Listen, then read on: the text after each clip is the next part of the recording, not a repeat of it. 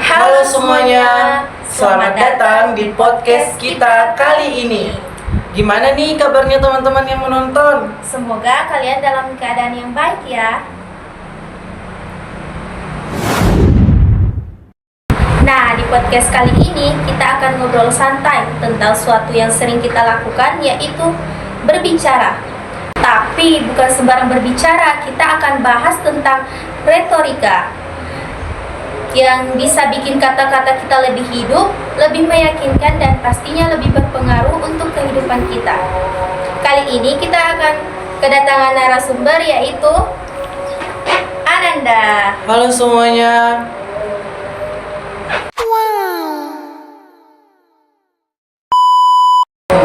Nah, teman-teman sekalian, sebelum kita berbicara lebih jauh tentang retorika, sebenarnya menurut Ananda, retorika itu apa sih? Nah, untuk Cahya dan teman-teman sekalian, menurut saya retorika itu adalah seni berbicara dan menyampaikan pikiran dengan cara yang menarik dan meyakinkan. Jadi, bukan cuma tentang bagaimana seseorang berbicara dengan suara yang lantang atau kata-kata yang bagus, tapi juga bagaimana seseorang itu bisa membuat orang lain paham dan tergerak lewat ucapannya. Nah, retorika juga itu membantu kita menata pikiran, memilih kata yang tepat, dan menyampaikan pesan dengan cara yang bisa menyentuh hati pendengar. Nah, begitu Cahya. Oh, berarti menurut Ananda retorika itu sebenarnya seni berbicara dan menyampaikan pikiran dengan cara yang menarik dan menyampaikan, ya Ananda? Ya, betul sekali. Kita lanjut. Kenapa sih kemampuan berbicara itu penting sekali di zaman sekarang, apalagi untuk anak muda? Menurut saya itu sangat penting Cahya, karena di zaman sekarang kemampuan berbicara itu penting banget untuk menuntut kita bisa menyampaikan ide yang bagus dengan jelas dan percaya diri. Nah, anak muda harus menyuarakan pendapatnya baik di dunia nyata maupun di media sosial. Nah, orang yang bisa berbicara dengan baik akan lebih mudah didengar, dihargai, bahkan bisa membawa pengaruh positif bagi orang lain. Makanya sangat penting untuk di zaman sekarang anak muda paham dengan retorika. Oh, jadi kemampuan berbicara itu penting sekali ya untuk anak muda sekarang. Ya, betul sekali, sangat-sangat penting. Menurut kamu, orang yang jago berbicara itu bakat dari lahir atau bisa dilatih, Ananda? Kalau menurut saya Cahya, untuk seseorang yang bisa dibilang jago berbicara itu, kemampuan bicaranya itu bisa dilatih.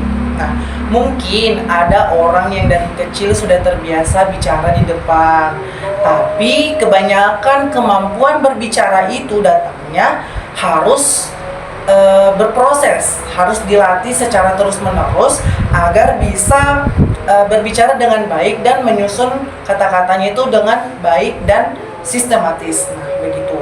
Oh, berarti menurut Ananda kemampuan berbicara itu bisa dilatih. Ya, betul sekali, harus dilatih secara terus-menerus. Seperti itu teman-teman.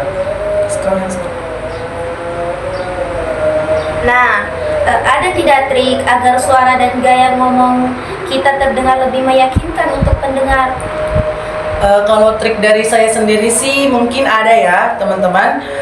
Saya akan memberikan beberapa trik agar suara dan gaya ngomong kita itu terdengar lebih meyakinkan. Nah, yang pertama, gunakan intonasi yang bervariasi. Jangan berbicara dengan nada yang datar supaya pendengar tidak bosan. Nah, yang kedua, jaga kontak mata karena dari situ orang akan merasa kepercayaan dirinya kita itu tersampaikan. Nah, jadi ketika kita berbicara, kontak mata kita dengan audiensnya kita itu harus dengan baik agar mereka juga itu merasa teryakinkan saat kita menyampaikan materi. Nah, yang ketiga, berbicaralah dengan tempo yang pas.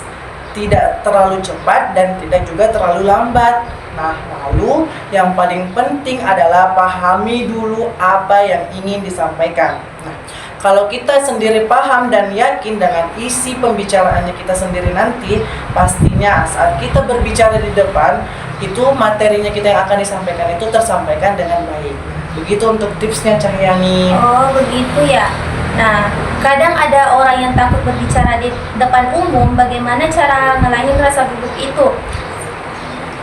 Nah, kalau untuk cara menyelesaikan permasalahan itu sih, bagaimana ya? Rasa gugup itu hal yang wajar sih untuk semua orang. Bahkan orang yang sudah berpengalaman pun berbicara pasti merasa gugup. Nah, bagaimana sih cara mengatasinya, teman-teman? Nah, ada cara mengatasinya itu dengan persiapan yang matang dan latihan terus-menerus. Nah, ketika kita sebelum berbicara itu sudah matang materinya dan berlatih terus-menerus, pastinya ketika kita berbicara itu kita sudah tidak merasa gugup karena kita sudah latihan terus-menerus sebelumnya. Nah, selain itu, jangan terlalu fokus pada rasa takutnya. Nah, tapi fokuslah pada apa yang ingin kita sampaikan. Nah, mungkin juga tips sedikit agar kita tidak merasa gugup sebelum kita memaparkan materi atau berbicara di depan umum, kita itu tarik nafas sebelum menyampaikan materi, kemudian tersenyum dan yakinkan pada diri Anda bahwa saya itu bisa tampil di depan umum. Nah, seperti itu. Nah, kita lanjut. Kalau di dunia nyata, siapa tokoh atau public figure yang menurut kamu punya kemampuan retorika paling keren? Menurut saya, teman-teman, ada salah satu tokoh yang punya kemampuan retorika luar biasa. Dia adalah Insinyur Soekarno. Kenapa saya menginspirasi beliau atau kenapa saya harus mengidolakan beliau? Karena ketika beliau berbicara itu bukan hanya kuat, tapi juga penuh semangat dan penuh makna. Nah, kata-katanya itu bisa membangkitkan semangat banyak orang. Nah, selain itu, ada tokoh modern seperti Najwa Shihab yang juga punya gaya berbicara yang elegan dan tegas. Mereka sama-sama menunjukkan bahwa retorika bukan sekadar berbicara, tapi juga seni menyentuh hati orang lain melalui kata-kata. Seperti itu. Oh, begitu. Nah, dalam retorika kan ada istilah etos, patos, dan logos. Tapi kalau dijelasin santai, maksudnya itu apa sih, Ananda? Kalau kita berbicara tentang etos, patos, dan logos, itu menurut saya 3 hal penting dalam retorika. Mengapa demikian? Mengapa saya mengatakan tiga hal ini sangat penting di dalam retorika? Karena etos sendiri artinya kepercayaan. Bagaimana kita membangun kredibilitas supaya orang percaya sama kita saat memaparkan materi atau berbicara di depan. Kemudian yang kedua adalah patos, yang artinya emosi. Nah, jadi bagaimana kita bisa membuat orang lain merasakan apa yang kita rasakan. Nah, ini sangat penting ketika kita berbicara di depan. Nah, ketika emosi kita itu intonasinya baik, nah pasti ketika kita menyampaikan materi juga emosionalnya itu baik, pasti tersampaikan dengan baik juga ke audiensnya.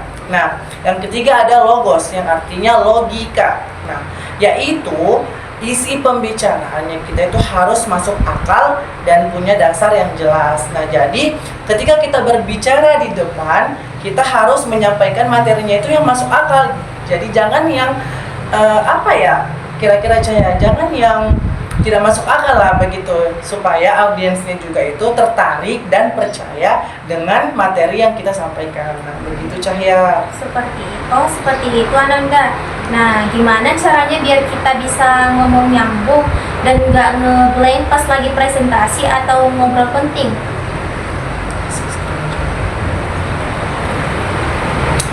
Kalau menurut saya ya, cara untuk mengatasi agar kita tidak blank saat presentasi atau berbicara di depan. Nah, kuncinya ada pada persiapan dan pemahaman kita. Nah, seperti yang tadi saya sampaikan. Nah, jadi jangan cuma menghafal ketika kita berbicara di depan atau melakukan presentasi, jangan cuma menghafal materinya, tapi pahami isi yang mau disampaikan.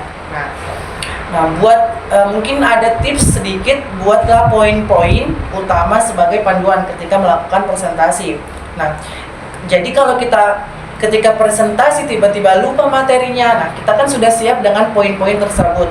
Nah, jadinya kita tidak panik atau tidak terblank lah saat kita melakukan presentasi. Nah, satu juga ketika melakukan presentasi itu jangan panik atau jangan selalu merasa takut. Kita harus percaya diri agar bisa tersampaikan dengan baik ketika menyampaikan materi seperti itu.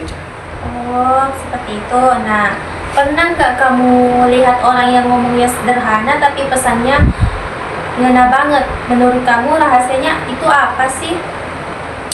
Kalau ditanya seperti itu mungkin pernah ya, karena menurut saya itu rahasianya ketika berbicara itu adalah ketulusan. Nah, kenapa itu juga sangat penting ketika berbicara di depan itu kita harus menyampaikannya itu dengan tulus. Nah, kadang bukan kata-kata yang rumit yang membuat orang itu terkesan ketika kita berbicara, tapi cara kita menyampaikannya itu dengan jujur dan tulus. Kalau seseorang berbicaranya itu dari hati, pendengarannya itu akan merasa tersentuh. Pendengarnya itu akan merasa tersentuh ketika yang berbicara itu menyampaikannya dengan tulus. Nah, karena pesan yang datang dari hati akan tersampaikan ke hati juga, seperti itu Cahaya. Oh, begitu. Nah, retorika itu cuma soal ngomong atau juga soal cara mendengarkan orang lain? Kalau menurut saya Cahaya, retorika itu bukan hanya tentang berbicara, nah, tapi juga tentang mendengarkan. Mengapa demikian? Karena komunikasi yang baik itu dua arah. Saat kita mau mendengarkan dengan sungguh-sungguh, kita juga bisa memahami orang lain dengan lebih baik dan tahu bagaimana cara meresponnya. Nah, jadi kemampuan berbicara dan mendengarkan itu seperti dua sisi mata uang yang saling melengkapi. Seperti itu. Nah, di era media sosial menurut kamu gimana sih bentuk retorika yang efektif di dunia digital? Kalau menurut saya ya teman-teman, di media sosial, retorika yang efektif adalah retorika yang singkat, jelas, dan sopan, tapi tetap bermakna. Nah, sekarang kan orang itu suka dengan pesan yang langsung ke intinya.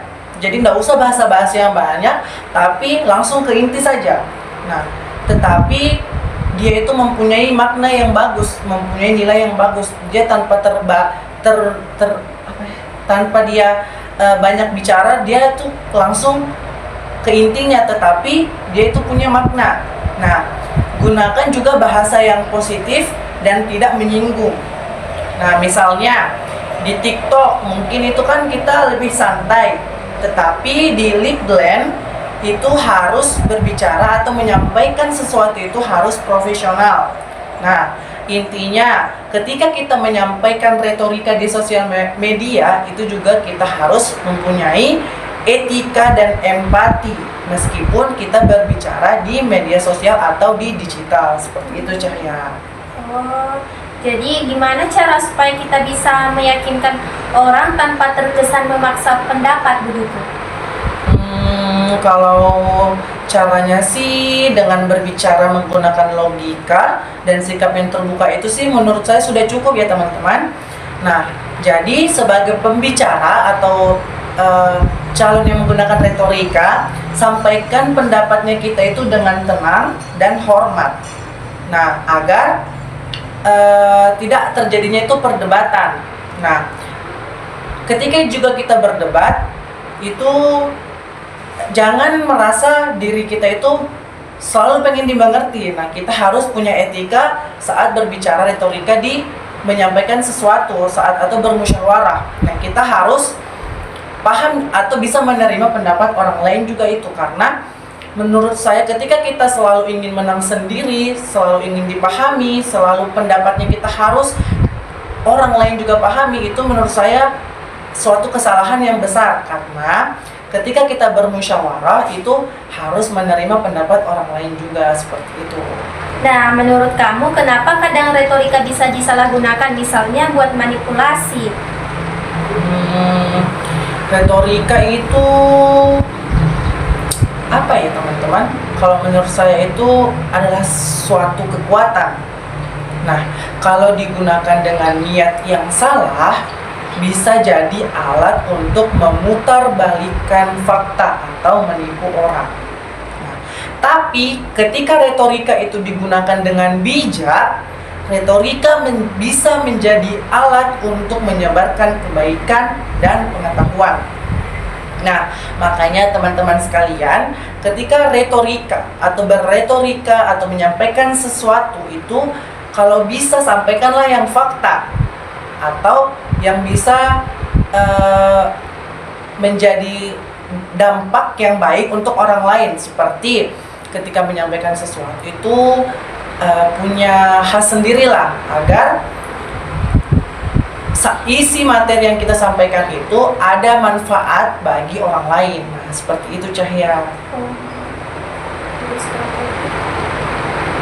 Nah, kalau dikasih tips satu saja buat orang yang pengen jadi komunikator, orang yang lebih baik, tips kamu apa? Kalau untuk jadi komunikator itu tips sederhana dari saya ya, itu beranilah untuk memulai. Nah, jadi jangan takut salah, itulah yang paling penting. Jangan takut salah ketika berbicara. Nah, karena dari kesalahan itu kita bisa jadikan motivasi atau pembelajaran. Nah, setiap kali kita berbicara, kita sedang melatih diri untuk menjadi lebih baik. Nah, semakin kita juga sering mencoba, semakin lancar juga dan alami kemampuan berbicara kita. Nah, jadi teman-teman sekalian, jangan takut. Ketika kita berpendapat, sampaikan saja. Itu bisa melatih kita untuk berretorika dengan baik. Seperti itu teman-teman. Oh, jadi menurut Ananda, kita harus tidak takut salah begitu? Ya, betul sekali itu. Kalau kita punya percaya diri yang baik, kita juga bisa menjadi pembicara yang baik. Seperti itu cara.